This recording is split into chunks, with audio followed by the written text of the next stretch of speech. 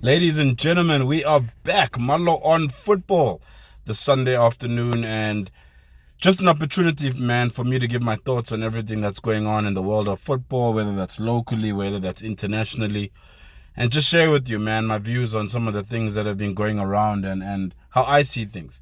It's very nice to get other people's inputs with regards to what their views are on one or two of the topics that I discuss on this platform. So here we go. Today, my thoughts and feelings around South African PSL football teams when it comes to sponsorship. I think I'm blessed to be able to work in the football sponsorship and sports sponsorship arena and sector with regards to BMI Sports, which is a research company which is basically evaluating what should brands be spending on football teams or sports properties and assets at sale as well with regards to rights and ownerships. And one thing that always baffles me is PSL clubs not being able to raise sponsorships. Obviously the big three, your Chiefs, Pirates, Sundowns, because of the numbers and the fan base that they have, easily being able to raise money with regards to sponsorship, whether it's Vodacom or MTN, Puma, Nike, all of the massive brands that they're associated with. But for me, the amount of PSL teams that still to this day do not have adequate big sponsorship or reasonable amount of sponsorship revenue for their clubs really talks to the fact that the chairmen and the people running these clubs do not have insights, knowledgeable people who are able to evaluate a club and what it is that brands actually want from an ROI point of view. The fact that their games are being televised on SABC, on Supersport, those two platforms alone generate millions and millions of ARs, audience ratings, and viewership. And that is data, that is rich information that obviously brands want. Brands already spending money on Supersport on SABC, so why not on football? Football is the number one most watched sport in the world, number one in the country. So they have the numbers behind them, but brands also want more. They want to be able to buy into obviously the rights package that you will be selling them, whether it is a brand putting the logo on a shirt or more than that. What else are these clubs doing to make themselves attractive for investment? I heard obviously the chairman of Swallows FC talking to Steve Kompela, who they've recently now appointed, and one of the questions posed to him is, yes, okay, you obviously want a list from Steve saying who are the players that you want in, but from the club themselves, are they attractive enough to get investment? Are they making brands in a position? Are they getting brands to want to put their money into Swallows FC or any other PSL club? I'm just raising them as one, given the interview obviously that was with Steve. What is it that Swallows FC and these PSL clubs are not getting right in order to raise sponsorships? The TV audience ratings is one thing, but what else? Engagement with players. What other opportunities besides putting a logo on your shirt will make a brand want to be associated with your clubs? Do the teams and clubs have that type of insights? Are they just looking for any type of brand, or do they do deep dives to say, okay, we are in a particular area in Soweto, for an example.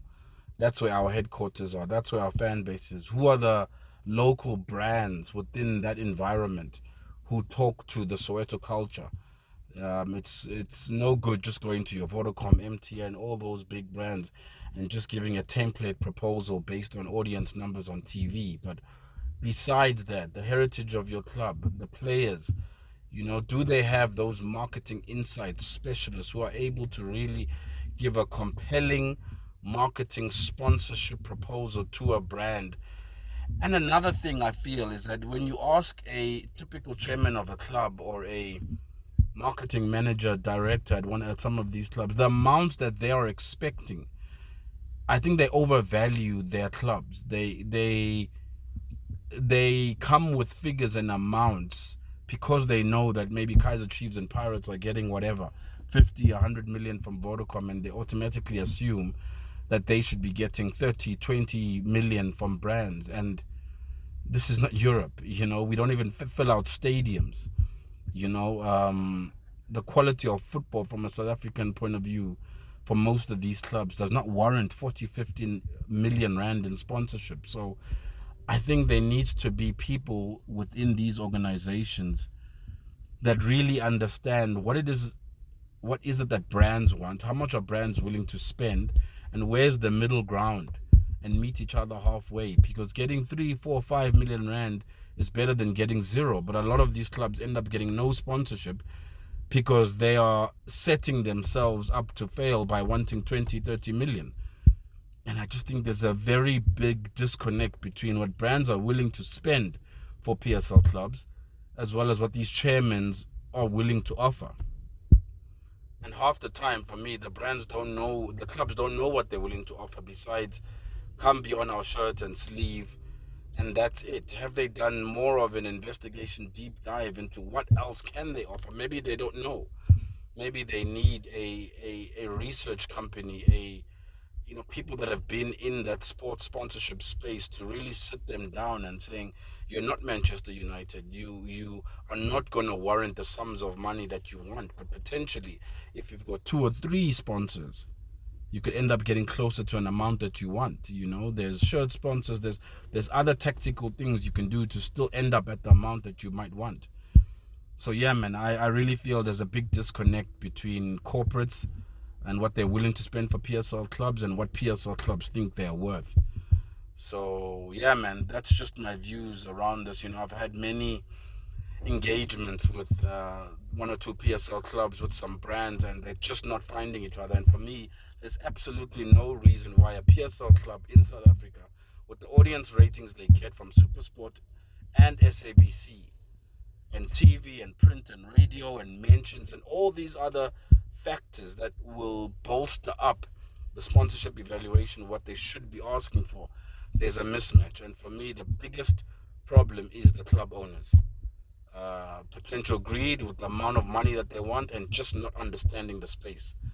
And brands just take their money and put it in rugby teams, cricket teams, because I think in those environments you're dealing with sports sponsorship agencies and organizations who understand the space, understand the ROI and what brands want, and are able to match the two.